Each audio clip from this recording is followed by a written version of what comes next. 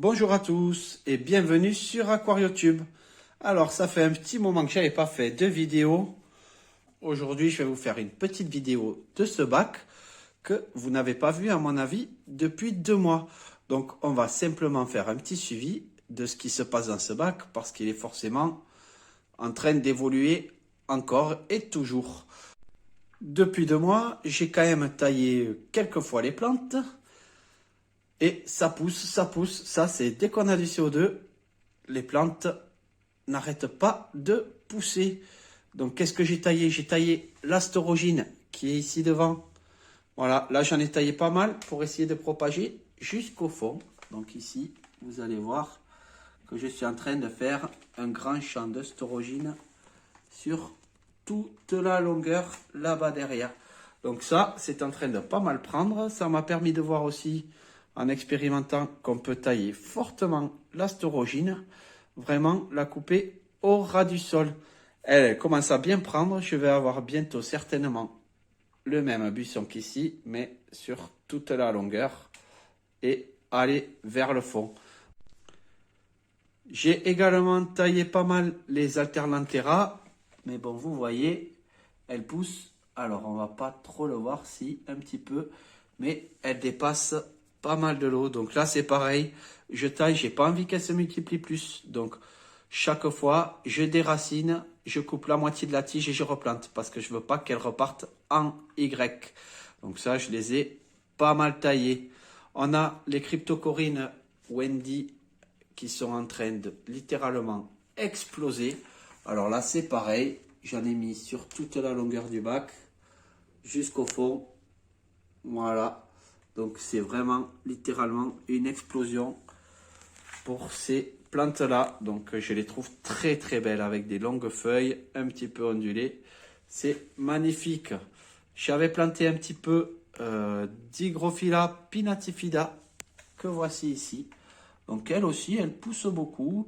Je la taille un petit peu n'importe comment. Je me suis même payé le luxe d'en repiquer là-bas au fond sur une branche. Voilà. Et ça pousse très très bien aussi.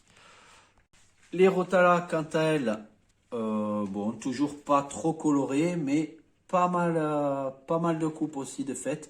Je pense au moins 2 coupes et il faudrait bientôt que je recommence. Donc j'en ai mis pas mal de côté que j'ai mis dans un petit pot parce que je pense que je vais me fabriquer un aquarium. Voilà, j'ai pas mal de verre ici. Donc je pense que je vais me fabriquer un aquarium et j'ai beaucoup de Rotala, beaucoup d'Alternanthera aussi en stock. Probablement beaucoup de storogine si j'ai envie. Et des fougères de Java aussi. Donc là, j'en ai mis aussi un bon paquet ici sur une souche. Voilà, elles commencent à prendre, elles deviennent relativement grosses.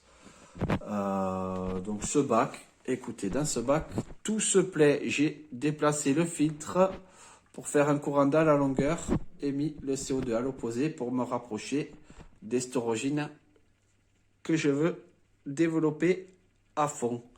Voilà, donc ce petit bac n'a pas énormément de changements. Tout se plaît, les poissons se plaisent. Alors, j'ai toujours l'hydrocotyle, le cocéphala là-haut et un petit peu de cératophyllum ici que je garde pour le moment dans ce bac. Je le laisse se développer parce que tout ça, ça va partir dans le poubellarium.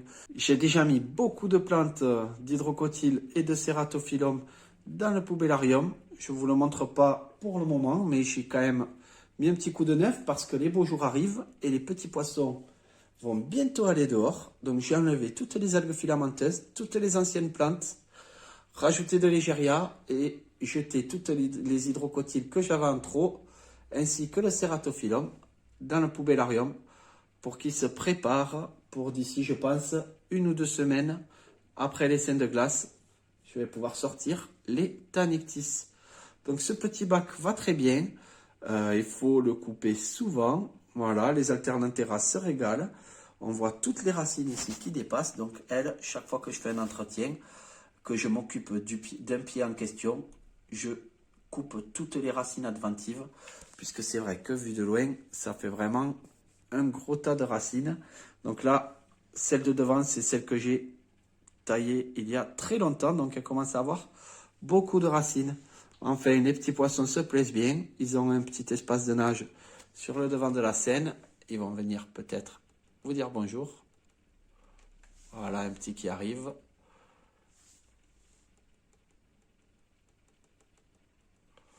Et voilà pour le petit suivi du bac. Bon, sur le dessus, j'ai quelques plantes en trempette qui ont un peu de mal à partir, c'est sûr. Donc, j'ai rajouté une sorte de petit palmier.